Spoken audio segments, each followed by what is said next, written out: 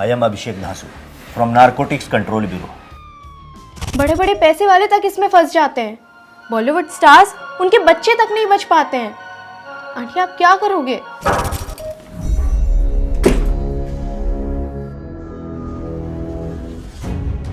You are under arrest.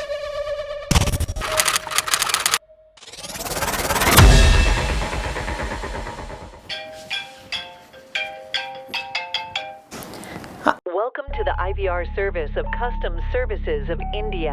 Press 1 for English or press 2 for Hindi. Hello, an international courier has arrived in customs for you. Please contact number sent via SMS. Customs parcel? Rishabh ने कुछ भेजा होगा।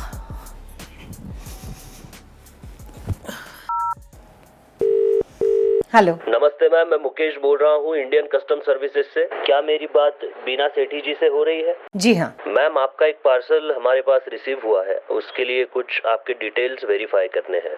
आपकी as 52 है जी। Location Noida और आधार card number 103625। एक minute.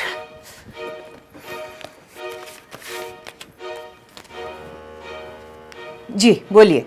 जी 1036 हाँ 2531 हाँ 8856। हाँ जी, मेरा ही है नंबर। ओके, आपके डिटेल्स वेरीफाई हो चुके हैं मैम। सहायता के लिए धन्यवाद। आपका दिन शुभ रहे। पार्सल का क्या, कब तक आएगा? मैम, वो आपको डिलीवर नहीं हो सकता, पहले तो सारी छानबीन होगी। छानबीन? किस लिए? आपके पार्सल में कुछ सस्पिशियस और इलीगल चीजें मिली है। आपको इंक्वायरी के लिए कांटेक्ट किया जाएगा। धन्यवाद।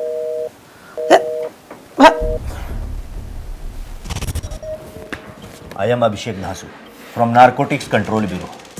क्या आप बीना सेठी हैं? हाँ मैं अंदर आ सकता हूँ? हाँ आइए। क्या आपको कस्टम सर्विस ऑफ इंडिया से कॉल आया था? हाँ आपने कॉल पर कंफर्म किया कि पैकेज पर डिटेल्स आप ही की है? हाँ। क्या आपको पता है कस्टम्स ने पार्सल से रिलेटेड एफआईआर दर्ज की है? एफआईआर? क्यों? पार्सल में कुछ नशीले पदार्थ मिले हैं, 200 ग्राम एमडीएमए और कुछ फेक क्रेडिट कार्ड्स जो ताइवान भेजे जा रहे थे। रबिश, मैं ये सब क्यों भेजूंगी? तो फिर आपने डिटेल्स वेरीफाई करके पार्सल क्लेम क्यों किया? मुझे तो ये बोला गया कि आपका पार्सल आया है तो डिटेल्स कंफर्म कीजिए, तो मैंने डिटेल्स कंफर्म कर दी, दैट्स इट। तो मैम आपको मना कर देना चाहिए था, कह देना चाहिए था कि ये पार्सल मेरा है ही नहीं और ना ही मैं इसे एक्सपेक्ट कर रही हूँ। अब जब आपने कंफर्म किया है तो आपको हमारे साथ चलना पड़ेगा। ऐसे कैसे चलना पड़ेगा? मुझे कॉलेज जाना है, मेरे कॉलेज जाने का टाइम हो गया है और I am a respectable person. मैं कोई क्रिमिनल नहीं हूँ कि आप ऐसे बोलेंगे मुझे कि हमारे साथ चलिए। तो हम कौन सा कह रहे हैं कि आप क्रिमिनल हैं? इसीलिए कह रहा हूं मेरे साथ चलिए। आपका वहां पे इंटरोगेशन होगा। बड़े बड़े स्टार्स को भी आना पड़ता है, प्रिंसिपल के लिए कोई अलग कानून नहीं है। और वैसे भी आजकल रिस्पेक्टेबल लोग ही ऐसा कर रहे हैं। चलिए आप हमारे साथ। मैं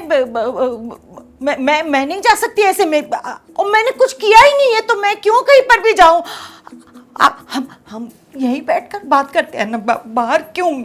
मेरी इज्जत की धज्जियां क्यों उड़ानी है आपको? एक मिनट, मुझे मेरे बेटे से बात करने दीजिए। एक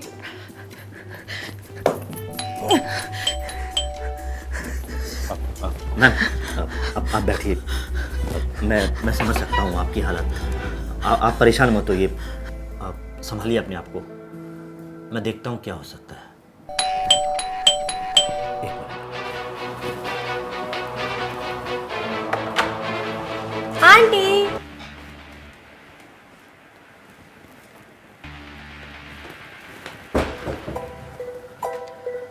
आप ज्यादा फिक्र मत कीजिए, कुछ रास्ता निकल जाएगा। मैं चलता हूँ, अभी कॉल करता हूँ आपको।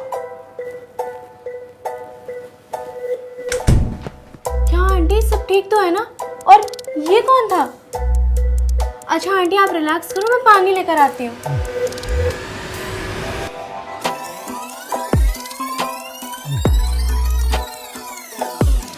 ये तो बहुत ही डेंजरस है।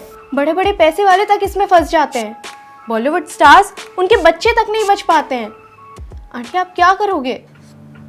नहीं पता मुझे कुछ समझ नहीं आ रहा मैं क्या करूँगी। आंटी ये किस चक्कर में फंस गए आप? नारकोटिक्स के केस में तो बेल तक नहीं मिलती है। याद है आंटी आपको शाहरुख खान का बेटा कितने दिन तक अंदर रहा था? इस केस में तो एक बार कोई फंस गया तो फंस ही गया।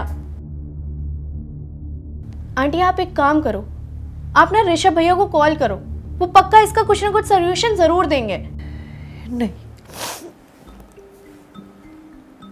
ऋषभ को फोन नहीं कर सकती मैं। अभी अभी तो वो अमेरिका गया है, अभी अभी उसकी नई नई जॉब लगी है, छोटा सा बच्चा है उसका, वो कहाँ उस बच्चे को छोड़ के इधर भागा भागा आएगा।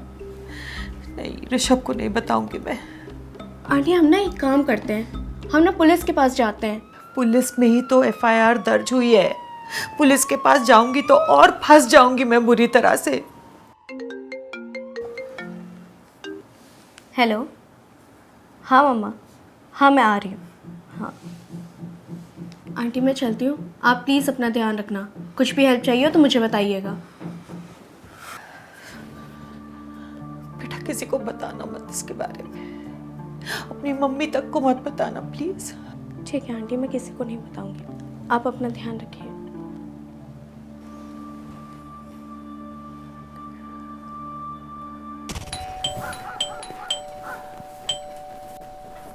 आ रही हूँ, आ रही हूँ। दरवाजा खोलो, दरवाजा खोलो, दरवाजा खोलो।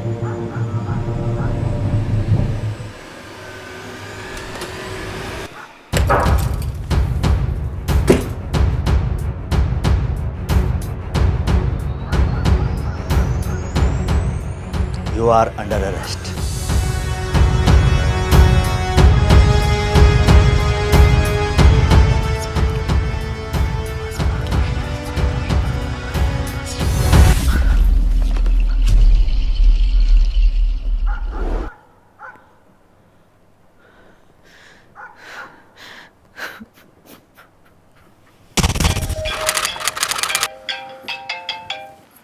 हेलो।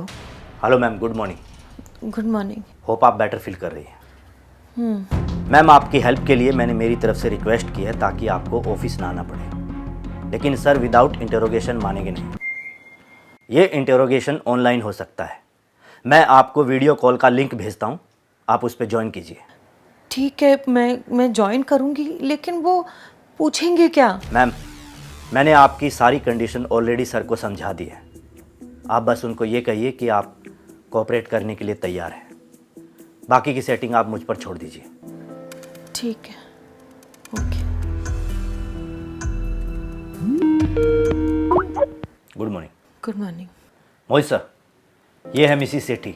जय हिंद। मीना जी, मुझे डासू ने आपकी सिचुएशन के बारे में बताया है। हो सकता है इसमें आपकी कोई गलती ना हो, पर सबूत कुछ और कहते हैं। लेकिन मैंने ऐसा कुछ किया ही नहीं है। देखिए, एफआईआर बन चुका है और पूरी छानबीन होगी, और इन केसेस में एक बार इंक्वायरी शुरू हो जाए ना तो कॉन्सिक्वेंसेस भी भुगतने पड़ते हैं। मैं आपकी सिचुएशन समझता हूँ मैम, मदद करना चाहता हूँ आपकी, पर क्या आप हमारे साथ कोऑपरेट करने के लिए तैयार हैं? जी हाँ, मैं कोऑपरेट करूँगी। गुड। तो फिलहाल मैं अभी एफआईआर दर्ज होने से रोक लेता हूँ जब तक आगे की प्रोसीजर्स ना हो जाए। डासू, ये सर। आप मैम से मिलकर उनको आगे के प्रोसीजर्स के बारे में समझाइए। जी। 24 घंटे तक मैं ये केस दर्ज होने से रोक सकता हूँ। 24 घंटे के बाद बात मेरे हाथ से निकल जाएगी। उसके बाद केस भी दर्ज होगा, इंक्वायरी भी होगी और बदनामी भी। आपको अपने लॉयर्स के साथ यहाँ आना पड़ेगा हमारी ऑफिस में। आप समझ सकती हैं मैं क्या कह रहा हूँ। जय हिंद। मैम इसमें 1 करोड़ का सेटलमेंट फीस होता है, लेकिन मैंने उन्हें कन्विंस किया है 50 लाख के लिए। अगर आप हमारे साथ कोऑपरेट करती है तो ये केस फॉल्स अलार्म दिखाकर तुरंत क्लोज किया जा सकता है। 50 लाख? मैं कहाँ से लाऊंगी इतना पैसा? तो मैम आपके ऊपर चार्ज भी तो बहुत बड़ा है ना, illegal drugs transport, fake credit cards. अगर ये केस बनता है तो आपके ऊपर सिर्फ नारकोटिक्स ही नहीं बल्कि नेशनल सिक्योरिटी से रिलेटेड चार्जेस भी लगेंगे। And this is an act of terrorism, anti national activities. इसकी सजा कितनी बड़ी होती है आप अच्छी तरह से जानती होंगी। मैंने कभी सपने में भी नहीं सोचा इन सब चीजों के बारे में, करना तो बहुत दूर की बात है। इसीलिए अच्छा होगा अभी आप अपने आप को छुड़ा लो, क्योंकि एक बार अगर आप जेल चली गई तो आपके ऊपर क्रिमिनल का ठप्पा लग जाएगा, और तब भी आपको 35 से 40 लाख तक का मिनिमम फाइन भरना पड़ेगा। ऊपर से 10 से 12 साल की सजा होगी। सोशल रिस्पेक्ट तो जाएगी। आप कभी भी दूसरी कंट्री में नहीं जा सकते। शहर भी अगर आपको छोड़कर जाना है तो आपको पुलिस को इन्फॉर्म करना पड़ेगा। आपकी फैमिली में कौन कौन है? एक बेटा है अमेरिका में। अमेरिका? तब तो आपके बेटे का वीजा भी कैंसिल हो सकता है, और अगर इंक्वायरी इनिशिएट हो गई तो आप काफी मुश्किल में पड़ जाएंगी।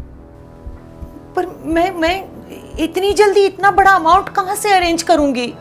वो तो आपको मैनेज करना पड़ेगा मैडम। इतने बड़े संस्थान की प्रिंसिपल है आप, कुछ तो जमा पूंजी होगी, कोई प्रोविडेंट फंड वगैरह, कुछ एफडी, आपकी ज्वेलरी, कुछ भी। हाँ लेकिन देखिए मैम, मैं तो आपको एडवाइस दे सकता हूँ, बाकी डिसीजन आपका है।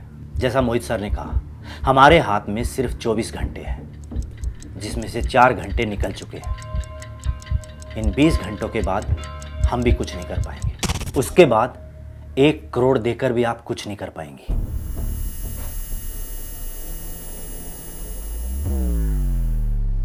Good choice. मैं आपके फ़ोन पर 5 अकाउंट नंबर भेज रहा हूँ। हर अकाउंट में 10 लाख रुपए ट्रांसफ़र करवा दीजिए तुरंत। 48 घंटों में आपका जीवन तहस नहस कर देता है ये कॉल। एक ऐसा कॉल जो आपको कुरियर, कस्टम्स, एयरलाइंस या फिर पुलिस की तरफ से आ सकता है।